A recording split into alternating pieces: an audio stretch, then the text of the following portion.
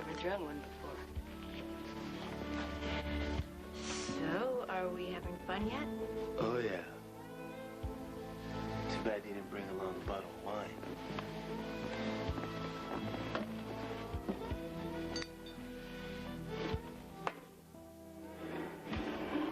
It was cheap, but it was a good month. You're unbelievable. I can't believe you want to spend the whole night here babysitting a broken boiler. It's going to be tiring, and it's going to be dirty, and it's probably going to be cold. Then maybe we could slide into that sleeping bag and warm each other up. Or, if you'd rather, I could take a hike and you could curl up with a stone-cold furnace.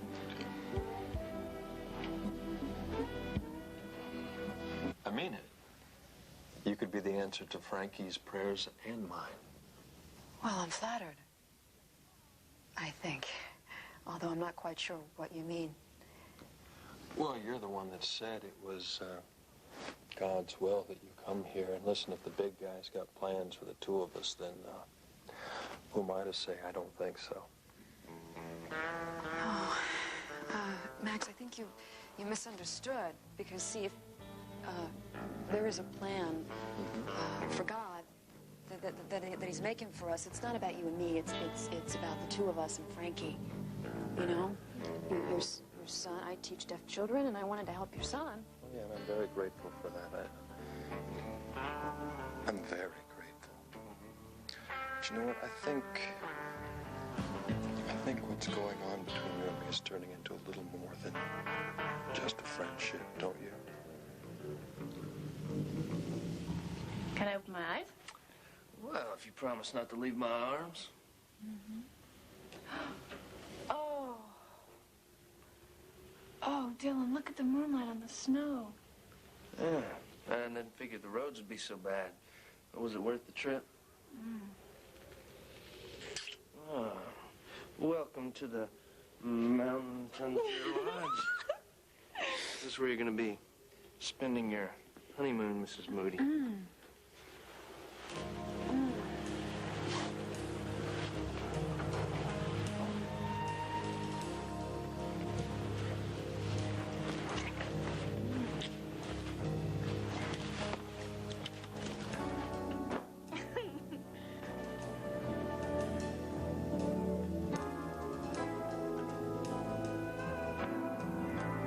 Is this the way you treat heroes around here? Patrick Thornhart ought to get a medal for stopping that traitor and his men of 21 before they could turn the Irish peace talks into a bloodbath.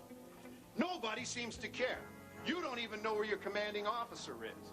Now, I would like to turn over my prisoner. I'd like a formal statement clearing Patrick Thornhart of all charges against him, and I would like to arrange the release of my nephew, Kevin Buchanan.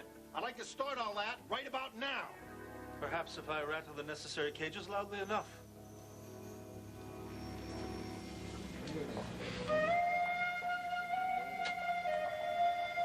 Marty, do you take this man to be your husband? I do. With all my heart.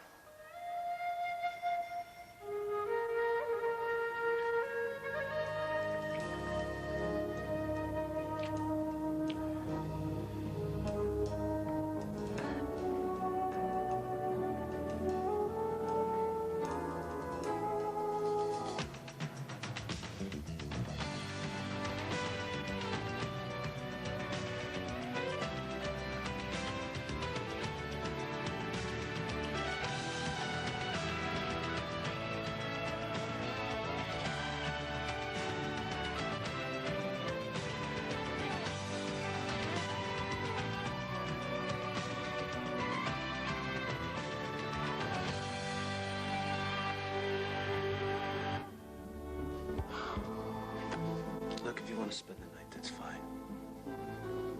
But lose the candles and turn the music off because I'm not in the mood for a party. Oh, come on. Things aren't that bad. You got the boiler going again. Yeah, for now. A little dumb luck and chewing gum, but what happens when it breaks down and I can't fix it?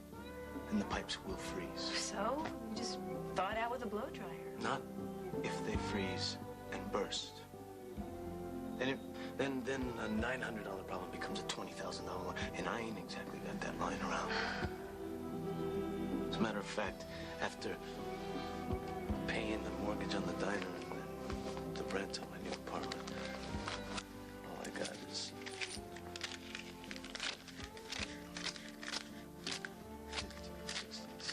$18.50.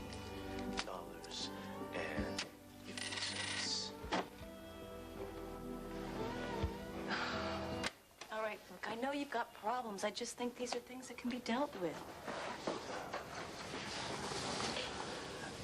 Yeah. Yeah, it can. I hope.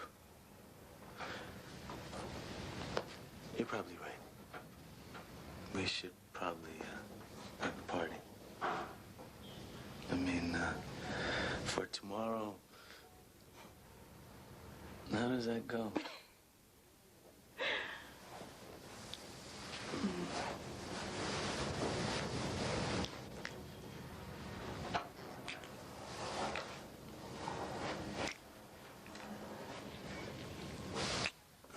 And the cops broke in and found them frozen in each other's arms.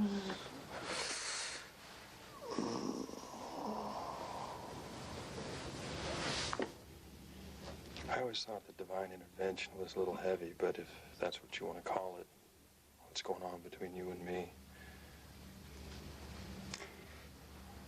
You are making a big mistake. The only mistake I made was fighting this. I didn't see us happening, but I guess that's what they mean when they say God works in mysterious ways. This is downright weird.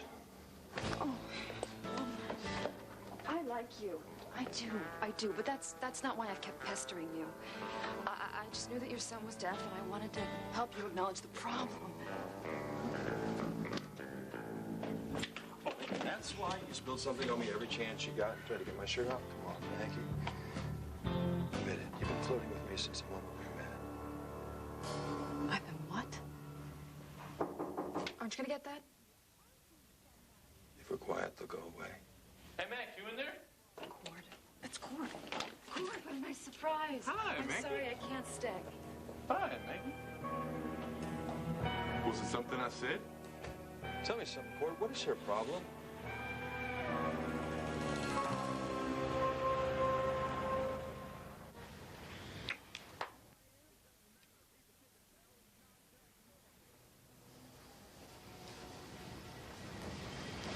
You know what that was? Besides a truly amazing kiss. That was real progress, Vega.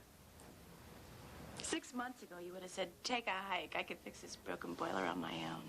I can't. I know, but that's what makes this thing so great. You want me to stick around and help out?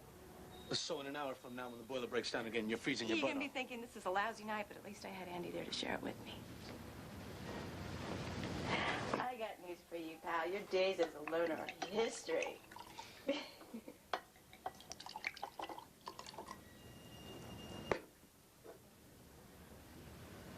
We're a team now. And when the going gets rough, I'm not going anywhere. Tell me something I don't know. I mean it. You know, I've never met anybody like you. I mean, I've known beautiful. But beautiful and strong.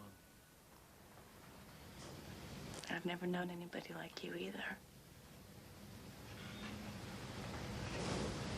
So, here's to getting better acquainted.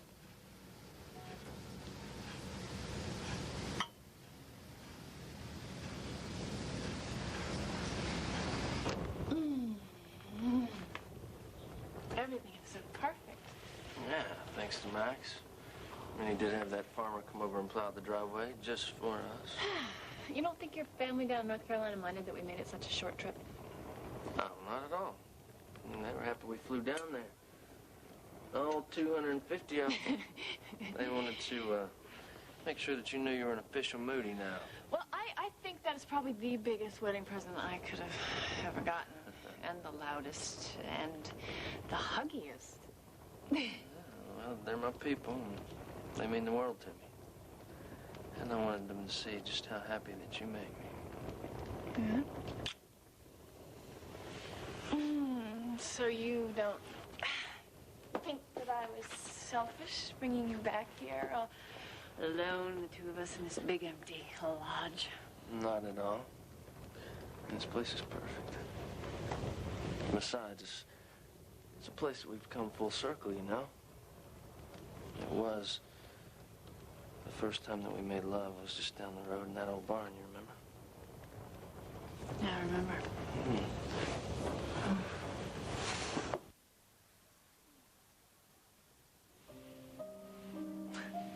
Something wrong? What is it? No. Marty. Just sometimes when I think about how close I came to losing you. Well, you didn't, right?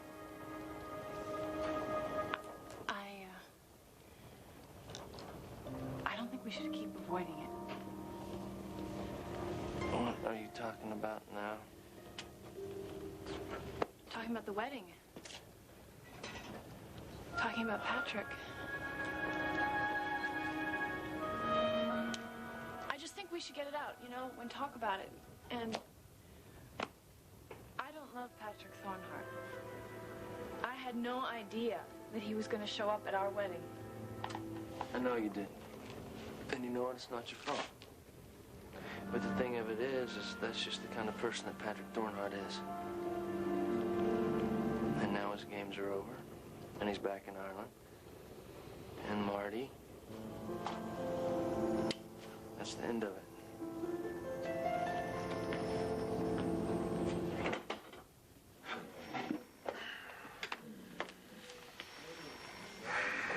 How are you holding up? I think this is one of the longest 24-hour periods that I've ever stumbled my way through. She gave the what for to that poor officer. Almost took his head off. Oh, that bad, huh? Yeah. I think that almost being killed by terrorists just has a way of putting me in a real foul mood. Mm-hmm. Especially if one of the bloody bastards is sitting right across from you. Can't help but think that that bloody bastard tried to blow up all those friends of ours. Like Marty Saybrook. Patrick, look, I'm sorry about the way things turned out. I know how you feel about her. Yeah. And what gave me away? The way I showed up at her wedding like a bloody idiot trying to talk her out of it?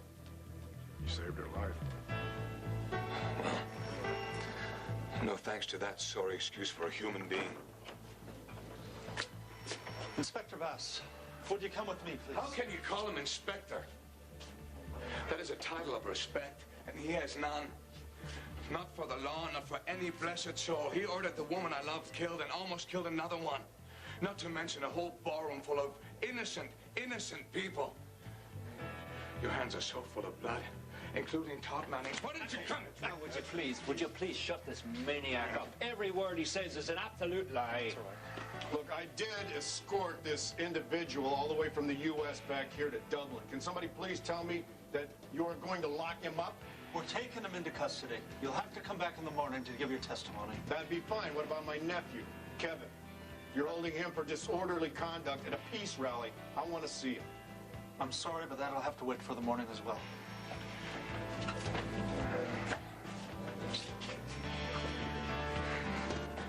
Can you believe these people? Oh, I was raised a Christian. I was raised a Christian man. I was taught to turn the other cheek. Oh, I swear to you, leave me in this room with this man for 30 seconds, and I swear I'll kill him with my bare hands. I thought I was beginning to understand women, and then I run into Maggie Carpenter. I can't figure her out at all. Would you want to, Max? I mean, to hear you tell it, the woman's been driving you crazy since she's come to town. I mean, always digging her nose in your business, telling you how to deal with Frankie's problem. Yeah, see, the point is I did deal with it. She was right. Frankie needed to see the doctor, so I owe her one. But then I wondered why she kept trying so hard, and then it finally hit me. She's coming on to me. I try to come back at her. She puts on the brakes so hard I go through the windshield. Look, granted, Max, you are the stud meister of Lambview. I'll give you that one, but I don't think she was coming on to you. She shows up at my house in the middle of the night and says God sent her to me, and that's not a come-on line? Admittedly, maybe not one I have ever used before, but believe me, I think I may use it in the future because it works like gangbusters, especially on me. Look, Max, maybe this God's will thing that she was talking about, maybe she was sincere about that. I mean, come on, think about it. Her brother was deaf, right? And that brother suffered because her father couldn't deal with that illness. Yeah, I know that, and she thinks God sent her to me so I won't make the same mistake with Frankie. Maybe that's all there is to it.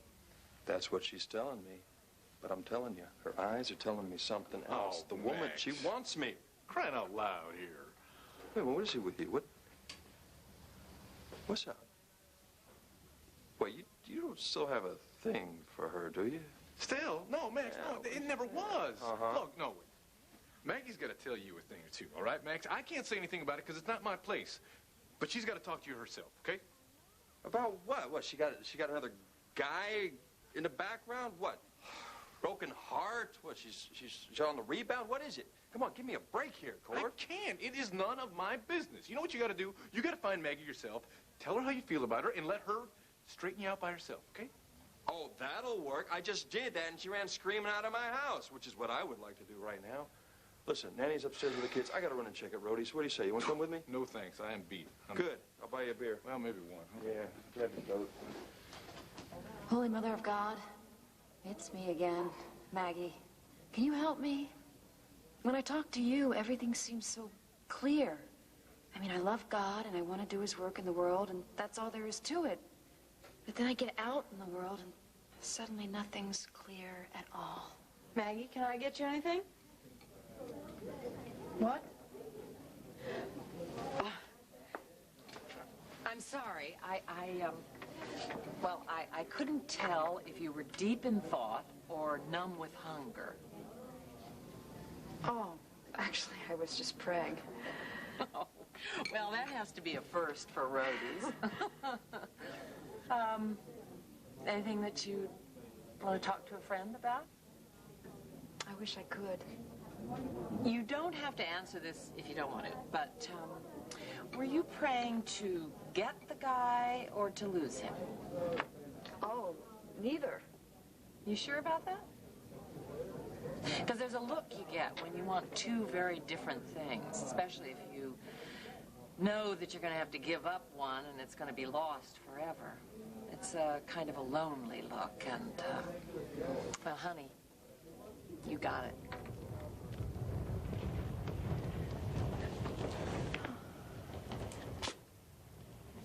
Hey, look what I found up in the cedar chest.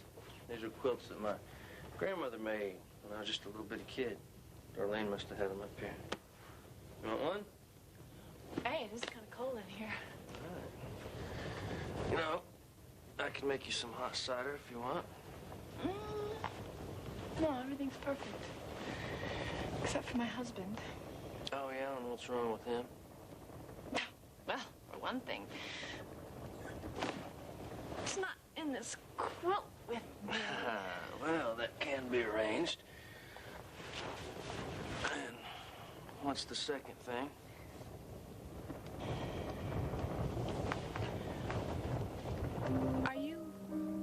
Are you still upset about Patrick? Marty, come on, listen, I'm never gonna like what the guy did to you. But I mean, it's over now. He's gone. It's done with. And we are on our honeymoon. And we're gonna start a great, new, beautiful life together. I know, but that's why I want to talk about it, so that we can start over again, without any doubts or fears about what happened in the church. All right, does that mean that we'll never talk about Patrick Thornhart again?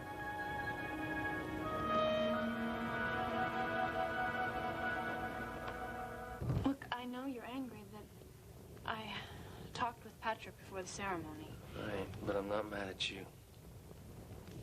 I just don't understand how someone can harass another person the way that he was harassing you. Well, you know what? I'm almost glad that he came by. Because it gave me one last time to tell him that I wanted to marry you. Okay. And it showed me how right this is and how right it always will be. And when we were at the altar, I saw you looking I know, like but I felt sorry for him. I mean, I knew he was hurting, and I wasn't torn. I wanted to marry you. Only you. That's what I'll always want. Well, good. I'm glad to hear that. But, you know, we could try to find the positive in all this, you know, somewhere. Well, I do know this. He taught me how to be brave. Brave to admit my mistakes and see how much I'd lost when I let you go. So don't hate Patrick. I'm not asking you to like him. But in a way he never meant, he brought you and me back together. Commissioner Buchanan, you said? Yes, sir, that's right. Well, I never thought I'd see the day when Patrick Thornhart could walk through that door again. You two were on the television news at 6 o'clock, you know. We were. Yes, Lord Cove said you were doing a grand job. Well, things went pretty well. Still got a lot to do. I ain't worried about that. I doubt you not for a minute, sir. Let me take your coat. Thank you. Will you be staying long? Oh, I don't know. Darling, there you are.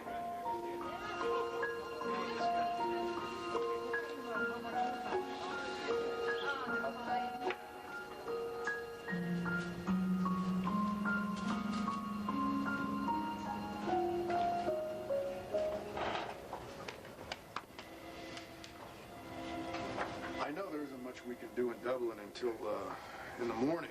But you sure you wanted to come to this godforsaken island and trying to rub salt in the wound?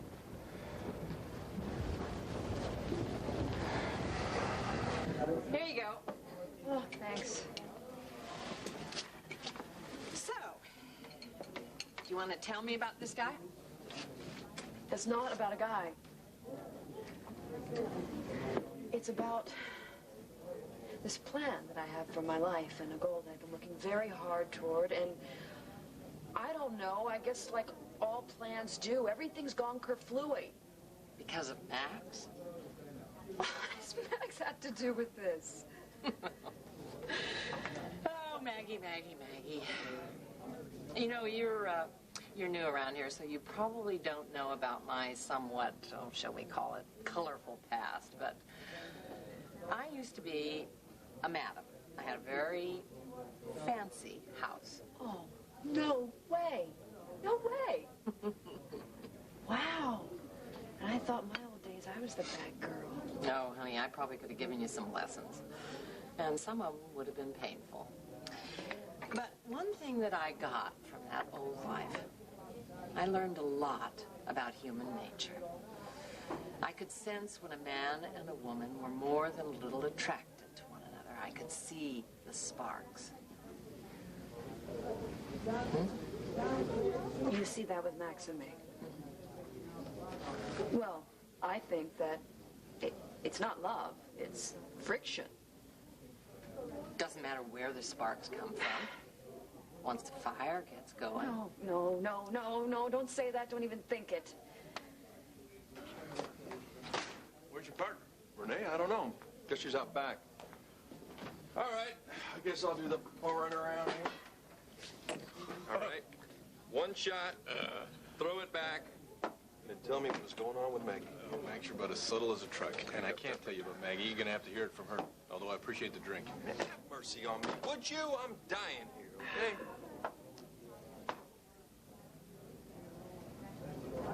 Hold it. Is that it? Is she dying? No! Max, come on. Well, then what is it? I can't come up with one reason why she blew me off like that.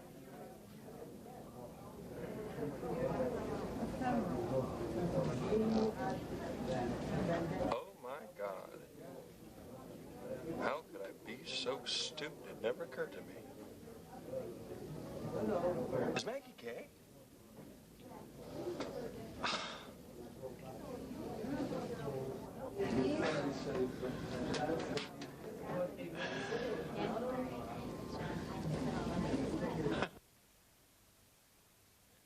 But no, she is not gay, all right? Hey, listen, it'd be fine with me. I'd just be more confused because there's definitely something going on between us. All right, look, that's it. You two have got to talk. I will be right back. Hey, listen, I don't want you running interference with me. Good, because I'm not volunteering, but I'm going to talk to her, get her to talk to you, and then you guys can handle it from there on, all right? Oh, you make it sound as if I'm trying to fix you up with the devil. Max isn't that bad. Well, maybe he used to be, but he's changed. Luna changed all that. You know what Max needs now? He needs to know that it's not a betrayal of Luna for him to be happy. Hey, ladies. Hi, darling. Hi. What are you doing here? I thought you were with Max. I've got a bone to pick with you. I think that I have to, excuse me, darling, get back to Margaritaville behind the bar. See you later. It's fun. Guess what I'm going to say? That I should tell Max the truth, but I can't. Yes, you can. He's starting to think that there's something going on with you two. Well, what am I supposed to do? I'll just go up to him and say, Max, oh, by the way, did I tell you I'm about to become a nun? That's exactly what you can say to him. Unless, of course, you're having second thoughts. Are you?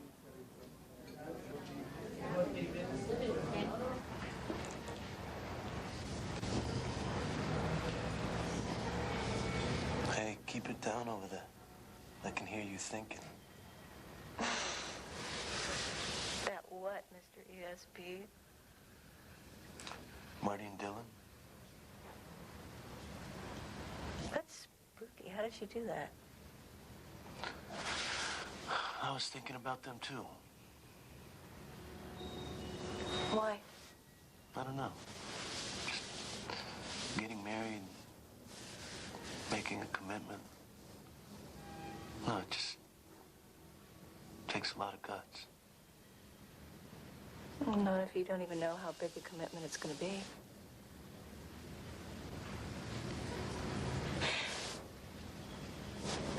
That's kind of what happened with Hunter and me. We were young and we loved each other and we thought that was enough. Then he started to go through some bad times and he got abusive, and I mean, I couldn't help him because I didn't even know who he was anymore. Do you ever think you really know who a person is? I mean, deep inside? Yes, I do. But it's hard. Because a person has to trust you. But I think once that person does trust you, then I think, I hope, some of the fear goes away. What fear? The fear of letting someone you love look in your heart. Even the places that you're afraid of yourself. You know, you're amazing. I mean, the way you just believe in people. Sometimes I wish I had that kind of faith. You know, I got one question to ask you. What's up with you and all these loser guys?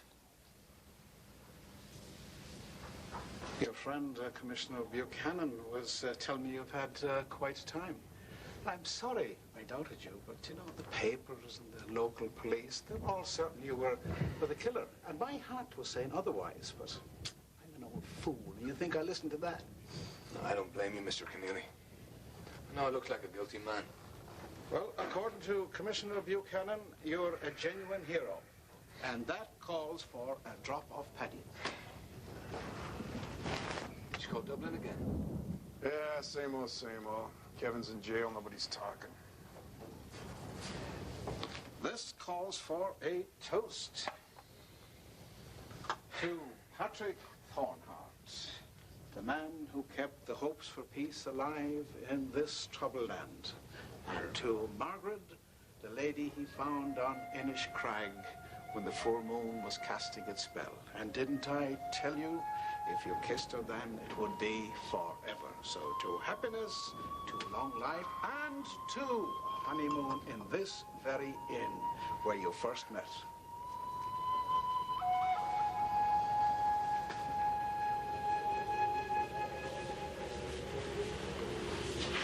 Dylan?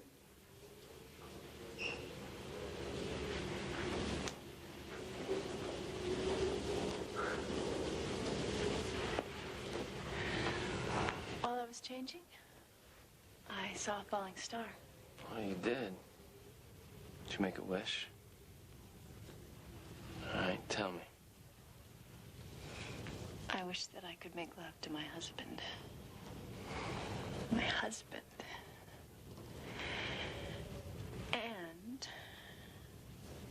And I might need another falling star for this one. I thought tonight, on our honeymoon, we could start to try and make a family. What? We both want a big family. I thought tonight would be the perfect night to start.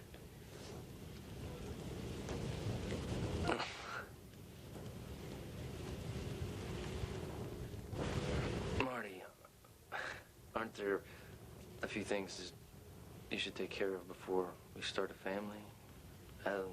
Like, for instance, you finishing medical school being one. Oh, so we're going to get practical now. No, I'm not getting practical. If anything, I'm getting selfish. You see, I want to spend as much time with my lovely wife as I possibly can.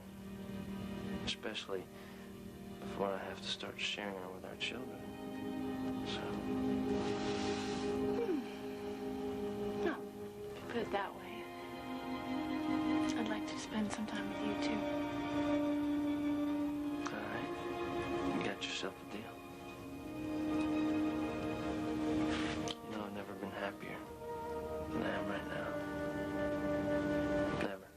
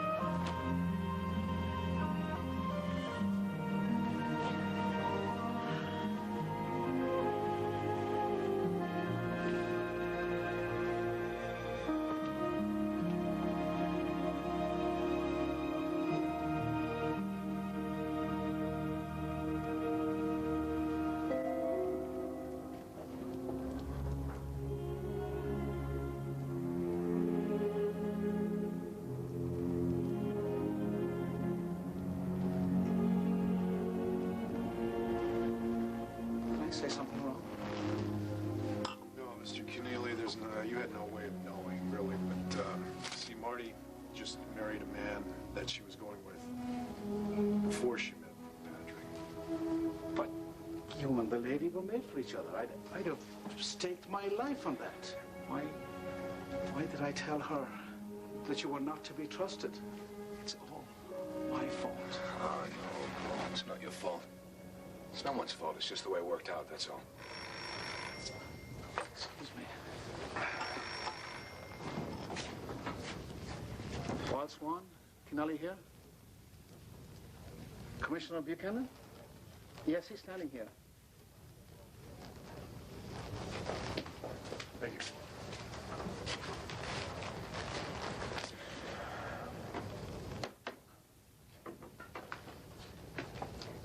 I know true love when I see it.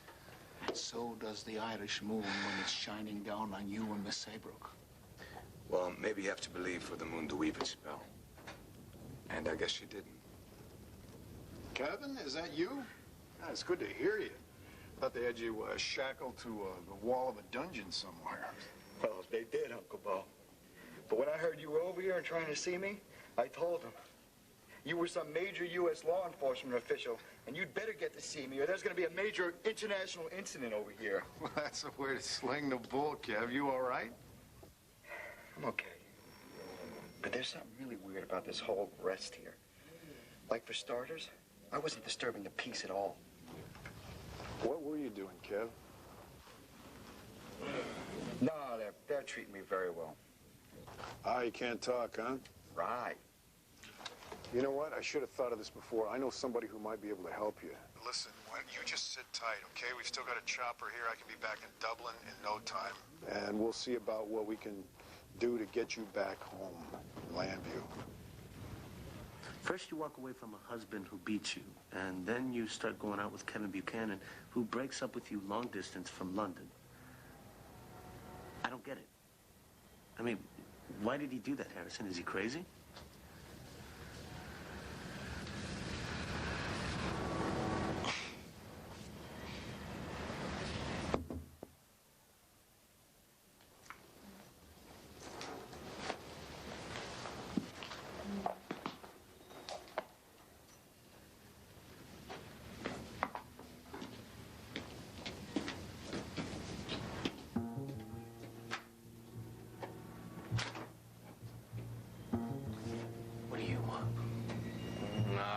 Having some heating problems. Oh, yeah?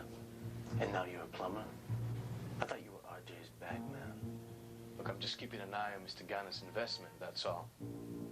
Can't make a profit if your customers are freezing to death, can you? Well, I got it under control. Oh, is that so? You fixed the boiler? Oh, that's great, man, because, you know, a new one will cost you a fortune. Hey, I almost forgot. You are a león, and a león could do anything. Even if he's so cold, his hands are shaking. What, are you just saving on heating oil? It's real good, my man, because you know what? Payday's coming up again real soon. And I will be back.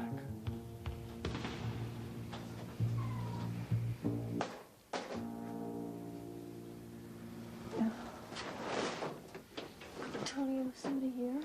No, honey. Look, it was just some bum who thought we were open all night. Why don't you try to get back to sleep? If you can, I know it's cold. I think the patch that I put on the boiler must have rattled itself off. Well, can you fix it? Hey, I could fix anything. I'm in León, remember?